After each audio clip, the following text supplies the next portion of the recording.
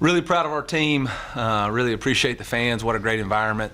Heck of a way for us to win the game. Obviously down at halftime, come back, fight, big turnover there in the third quarter, and then defensively to get those stops in the fourth quarter right there. You know, balls in the end zone or in the inside the 5, hold them to a field goal, and then get 2 stops right there in the fourth. Great job by our defense to hold their rushing attack to whatever we did. Was pretty impressive, and you know, big turnover right there. And then obviously I thought Brady and Damo really played well. Obviously Luther had that big time touchdown catch, so really a complete team game, no turnovers, and had to have it, and we got it done. So really proud of our football team. You know, anytime you're playing for a trophy and you can get it back and you didn't have it before, it's a big time deal for us. And so with that, I'll open up for questions. How did it feel to celebrate with your team? You know, once that ended, you see guys like Barrett and Isaiah McGuire, all those guys, a lot of emotion after this. How did it feel to celebrate that with them? You know, nobody wanted to say it, but I think there was a lot of people that were just really, we just wanted it so bad. We wanted it so bad, and we tried not to make it bigger than it was. But at the end of the day, we knew we were playing for one more. And, you know, for Barrett not to be able to play this game, everybody really wanted to win so he could have one more game and then give him that trophy. That trophy means a whole hell of a lot to him and to our team, and just special. You know, we talked all week about, and even said in pregame, we signed up for a 12-round fight. And this is round 12, and everything we had worked for, January, bleachers in the summer, 2-a-days, nothing had defeated us, and we weren't letting the 12th round defeat us either. Eli, the 3rd and 4, you know, the decision to throw the ball, just how about to play Brady and freshman? Yeah, we wanted to win the game, and you know, obviously we still had to get it back to him, but yeah, Mekhi Miller, it's really hats off to both Coach Peeler and Coach Hamden. They talked all week about with Barrett being out, that's kind of his route. And they said all week that Mekhi was going to be the best option. And he had a couple of stumbles on Tuesday's practice with it, and I kind of questioned him. And they said, no, he's going to be the guy. He's going to get it done. And he had to make a heck of a catch. And he knew what to do with it, so really proud of him. I mean, does that play call say something about Brady's growth? Is that something you do in week 2 or 3 of this season?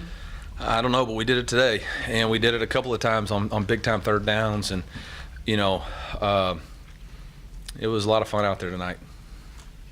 Eli, Brady's been through a lot this year. What does it mean for him to have this kind of game in this setting after just for him to play one of his best games right now? Yeah, he's played really good football the last 7, 8, 10, 12 quarters, and he's continued to grow and develop, which is the name of the game. And you know, he didn't flinch. Obviously, his rushing ability is really what separated us this game, and gave us a chance to win. And so, yeah, really proud of him. He gets beat to hell. He got shoulder issues and all that kind of stuff. He just keeps getting up, look at me, smile on his face, and says, "Let's go." Is that the progress, what you just mentioned the last 7 to 8 quarters, is this something you anticipated happening about now when you look back at just the natural? I mean, you never know when exactly it's going to happen, but it's happening, so we're excited about it. Eli, Dominic and Mookie been kind of quiet late coming into this game. Was this a game where you thought they could open things up offensively past? Yeah, I mean, really the ball goes where the defense dictates for it to go, and you know, we were aggressive in some of our RPO calls. I thought Bush did an excellent job getting us into some really good plays, and you know, our quarterback really trusted it. And you know, Jeremy, if you could turn your cell phone off in a press conference, stinking brother comes in a press conference. I mean, come on, man. It's my time, not yours, all right? But, yeah, really, it's just the ball, you know, the defense dictated. We felt like we had a couple of matchups there, and we took advantage of them. Well, it seemed like there was a point in the second half where there was a real shift in the play of the defense. What do you think caused that shift, and what impressed you that way in the play? Well, you know, really it was in the first half we were stuffing the run, and they'd get a big first down and kind of tempo us, and we felt like if we could get them behind the sticks, our pass rush could get there. I know Isaiah had some really big pass rush, and so we kind of had confidence all game that we weren't really playing that bad defensively. We just missed in a couple of situational plays. Coach seemed to know when to run tonight. He did a good job, and every time he seemed like he did run, he picked up positive yardage. I mean, is that just normally him, or?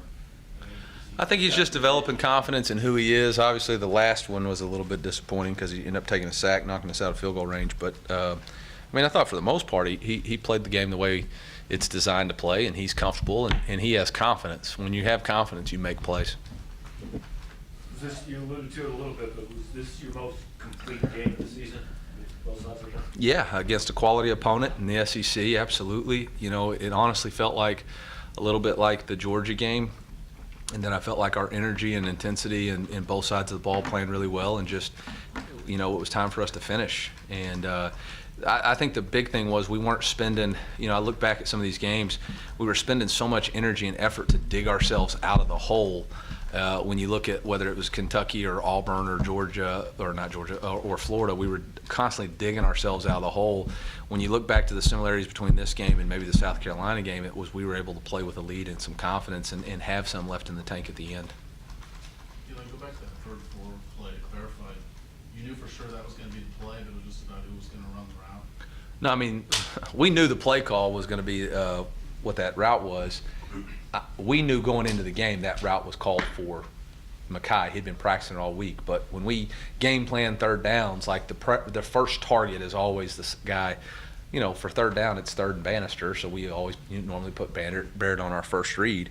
And on this one, Barrett's out, and so we were like, who's going to be the guy? So Mackay had already caught that play twice earlier in the game. We just didn't motion to it. We lined up in it. We knew we were getting pressure. He was one-on-one versus 17, and that's a good matchup. How helpful is Barrett when he's stuck on the sideline? Crap, that sucker's coaching his butt off, man. Put him on staff. This game, recruiting, region, gotta mean a lot to get the win. I saw Jacory Love here today from Olathe. Yeah, I can't mention any specific recruits, but I will say the momentum for our program is really good. We had a commitment yesterday. We got a commitment today that I haven't had a chance to send out the bat signal, so I'll do that when I get in there. And then we got to win today. So, you know, now it's going to be a sprint to signing day to continue to build the momentum, figure out where we're going bowling, and at some point I got to buy Christmas gifts and a birthday gift for my wife. So we'll figure it all out. You know, when you go for too early in the third quarter, Yeah. you don't get it. I'm sure that's what the chart says to do. Are you kicking yourself at all later when they're within two? No, I mean, we knew this game was going to be a scoring game, so, you know, you can either be up 5 or up 7. We figured what was the difference in 6. So, it didn't bother me. We had to make a play to win the game regardless. So. You mentioned the 2 sacks from Isaiah. Like, what has he meant to this team as of late as a pass rush force? He's a force now. He's a force up front. For him to come back after an AC separation and put his teammates first, put this team first, put this rivalry first, put this state first, instead of saying, well, I've had a really good year and I could opt out and save for the NFL and all that. He didn't even flinch.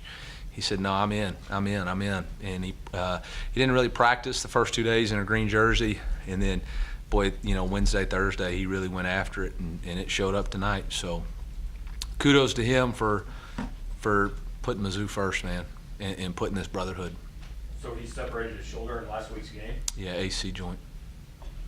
Is that a bowl cigar there? No, that's a rivalry cigar, man. This is a cigar game. You win this one, you get to celebrate it. So, last night in our team meeting, I told the boys that I'd bought 150 cigars. Will, I hope that's not against NCAA compliance rules. If it is, we got to write it up right now. But I said, we win this game, boys. That's my mindset. We're smoking a victory cigar. So, yeah. And it's good too, man. It's actually not a great cigar, but it's the best one I've ever had. So, no, I'm not. My wife's back there. Okay. Oh, here we go again. You're already putting your hand in my pockets. All right. Eli, what did you kind of see from Martez, especially in his last home game, being hometown graduate, everything like that? What did you kind of see from him, and what did Dalen kind of prove to you that he's kind of the future of that position? Yeah, I mean, Martez's passion and energy and grit, determination, I mean, he's what college football is about. He's why you choose to play at home. He's why you choose to play for Mizzou and represent Mizzou. And he's accomplished a lot of great things here, and we look forward to him chasing his second dream in the NFL. And yeah, Dalen Carnell's a big-time player. Big-time players make big-time plays in big-time games, and we needed it, and man, he stepped right up. You talked a little bit about Brady Cook using his legs. What did you think of some of the throws he made in the first half? He had a couple of deep completions, and what kind of stood out about his arm? Yeah, I mean, I thought he did a great job of pushing the ball down the field and really kind of helping us soften them up early. And then, we had one that we let some leakage through in protection, but he did all the right things. Were you more aggressive today in the passing game than you had been this season, or just the same? No, I definitely think we were more aggressive today. I think, I'm not trying to throw shade on anybody, but they're ranked 100 and something in pass defense, so it wasn't like we weren't going to have to go after them. I mean, that was our best matchup, and we felt like we could hold up front, and felt like our wide receivers were good, and Coach, what rate in those first 6 or 7 series where you guys got points, and then what kind of didn't go so right in the last 4 games? Well, I mean, we were completing third downs, we were running the ball. The last couple of drives, we just, we had one right there where, again, we had a shot. We ended up taking a sack where the dude's wide open. We let some leakage through, and uncharacteristic of of a couple guys. But I think it was just nature of the game, ebbs and flows. I got to watch tape. I don't know, man. So that's some in-depth analysis right there. I don't know if I'm ready for that.